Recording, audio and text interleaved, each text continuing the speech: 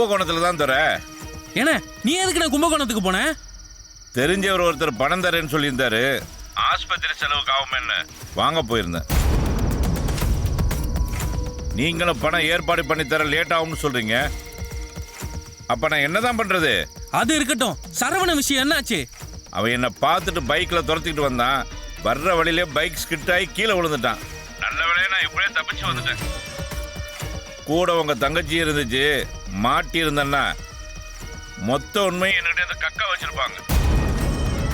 துரை, சீக்கிரம் நான் கேட்ட படத்தை மட்டும் ஏற்பாடு பண்ணி கொடுத்துருங்க. நான் என் பொண்டாட்டியை கூட்டிக்கிட்டு கேரளா கர்நாடகான்னு எங்கேயாவது போய் செட்டில் ஆயிடுறப்பா.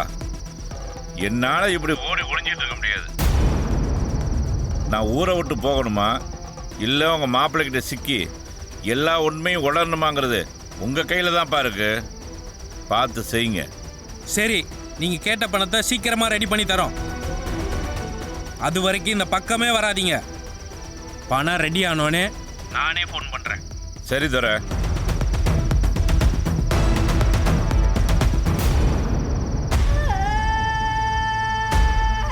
டேய், என்னடா ஆச்சு?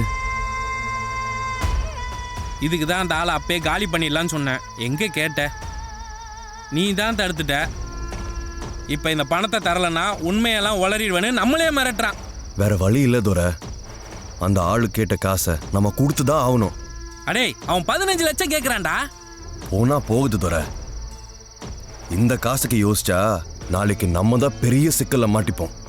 அதனால முதல்ல பணத்தை ஏற்பாடு பண்றதுக்கு என்ன வழின்னு பார்ப்போம்.